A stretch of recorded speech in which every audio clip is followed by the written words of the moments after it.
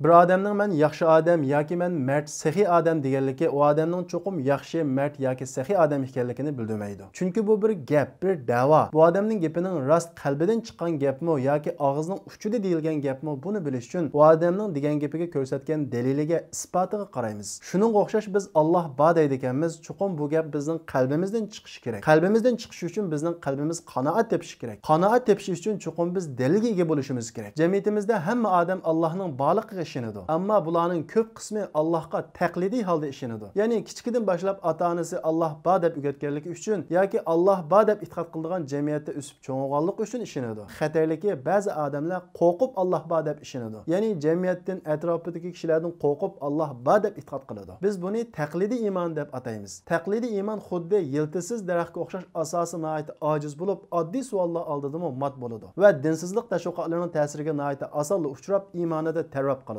Shuning uchun biz oldindan musulmon bo'lganligimiz uchun Allohga ishondikmi yoki Allohga ishonganligimiz uchun musulmon bo'ldikmi, buni ayirib olishimiz kerak.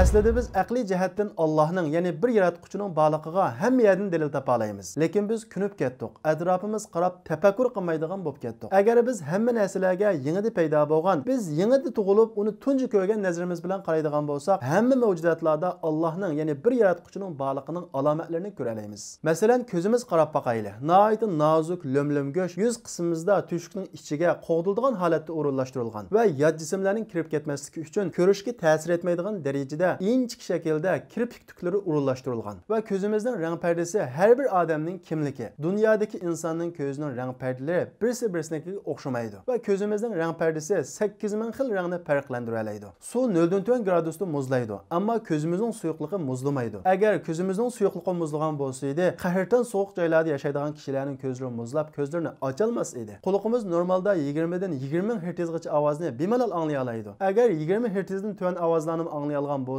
atrofimizdagi pasha chivillarning uchishgan ovozlaridan tortib, yiroqdagi ovoz tivishlar, pichirlashlar, hamma ovozlar quloqimizga kirib, balkim sarg'ib qolishimiz mumkin edi. Biz ko'rayotgan tashqi quloqimizdagi bu ko'michak bizning oldi-keyni hamma tarafimizdagi ovoz to'lqinlarini yig'ib beradi. Bizning quloqimiz 40 ming xil ovozni farqlantira oladi. Biz o'tirganda, o'ltirganda, manganda hamma holatlarimizdagi tangpongliqimizni bizning putimiz yoki umurtqimiz emas, ikki quloqimiz saqlaydi. Ichki quloqimizda beshimizning harakatlariga javob qaytarilgan maxsus a'zolar bor. Bu a'zolar beshimizdagi har qanday o'zgarishdan mingimizga ma'lumot yo'llaydi. Mingimiz badanimiz va beshimizning tangpongliqni saqlaydigan har xil muskullarga uchuv yo'llaydi. Bu orqali bizning o'tirgan, mangan har qanday holatlarimizdagi tangpongliqimiz saqlanadi. Teri hujayralari kichik bolalarda 14 kunda bir qatim yangilanadi. Ammo zaxmlangan hamon hujaylarning yangilanish sur'ati 4 hassa oshadi. Buncha inchika va alohida xususiyatlarni kim o'rinlashtiradi? Va huvallazi ansha'a lakumus sam'a wal absara wal af'ida qalilan ma tashkurun. Alloh sizlar uchun quloqlarni, ko'zlarni va qalblarni yaratdi. Sizlar nihoyat oz shukr qilasizlar deydi. Biz haqiqatan oz shukr qilamiz. Agar quloqimiz anglamas bo'lib qolsa, ko'zimiz ko'rmas bo'lib qolsa, buning saqish bedeliga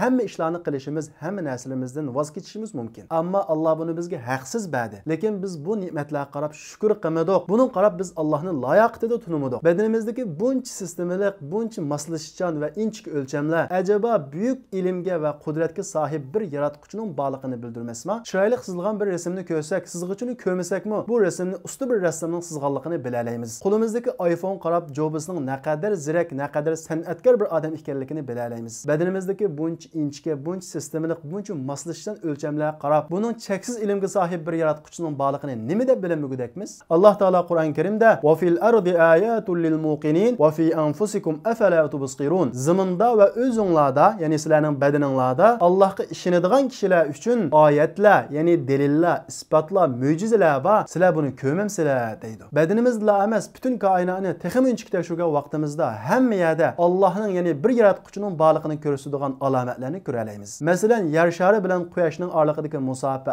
ozroqli yaqinlashsa, barliq jonliqlar kuyib kul bo'ladi. Agar ozroqli yiroqlashsa, hamma narsalar muzlaydi. Agar biz nafaslanayotgan havodagi 21% oksigen ozroqli ko'p bo'lsa, dunyodagi barliq narsalar tunji uchqun bilan kuyishga boshlaydi. Normal bir yağmur tamçısı 1500 metreden 3000 metrgacha egizlikdan yağıdı. Eğer bu şu egizlikdan yağmur tamçısı halıda yağsa nayet qattiq yağıdı. Lekin o zarrachalardan hosil bo'lib, cho'ngib yerga yaqinlashganda xuddi parashyut ochilgandek havoning ko'tarish kuchiga tayinib yerga yaqin sur'atda qattiq tegmay yağıdı. Yer shari o'z o'qida aylanish orqali kecha-kunduz shakllanadi va quyoshning atrofida aylanish orqali fasllar shakllanadi. Agar yer sharining o'z o'qida aylanish sur'ati ozroqla ostlab ketsa, kecha-kunduz orasidagi issiqlik farqi nihoyat cho'ng bo'ladi. Agar ozroqla tezlashsa, buron chapqunlar chiqib yashash imkonsiz bo'lib qoladi. Agar yer shari atrofidagi havo qatlami ozroqla nefis bo'lsa edi, oqar yulduzlar bo'sab kirib, hamma yerni ko'ydirib, kul qilayotgan bo'ladi. Buncha tangpongliq, buncha inchik o'lchamlarni kim bekitdi? Am xuliqu min g'ayri shay'in am humul xaliqun?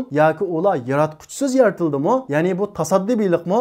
Koinotdagi bu ajoyib tangpongliq va planliq o'rinlashtirish hammani mukammal o'lcham bilan yaratgan Janobi Alloh taolaning ilohiy san'at asari. Buni tasaddibilik bilan tushuntirish mumkin emas. Professor Dr. Edwin Conklin bu haqda dunyoni tasaddibilikdan maydonga kelib qolgan degan ko'z qarash xuddi basmaxonada portlash yuz berish orqali mukammal bir qomus maydonga kelib qoldi degan bema'ni ko'z qarashga o'xshaydi deydi. Bundaq portlashda o harfi bilan T harfining birga kelib qilib, o't so'zining yasalib qilishi tasaddibilik bo'lishi mumkin. Ammo mukammal qomusning paydo bo'lib qilishi hargiz tasaddibilik emas. Xulos shuki, koinotdagi barliq harakatlarga nihoyat inchga va dal joyida o'lchamlar bekitilgan. Agar bu o'lchamlarda qilchilik o'zgarish bo'lib qolsa, biz ko'rayotgan bu qonuniyatlar va tangpongliqlarning hammasi buziladi. Bu qonuniyatlarni Alloh taolo insonlarga xizmat qilish uchun yaratganligi haqida mundoq deydi: "Va sakhkhara lakum ma fis samawati va ma fil ardi jami'an minhu inna fi zalika laayatin liqaumin yatafakkarun." Alloh osmondagi va zamindagi barliq narsalarni sizlarga bo'ysundirib berdi. Buningda tafakkur qiladigan qavm uchun Allohning birligini va qudratini ko'rsatadigan ro'shan dalillar bor. Ajlika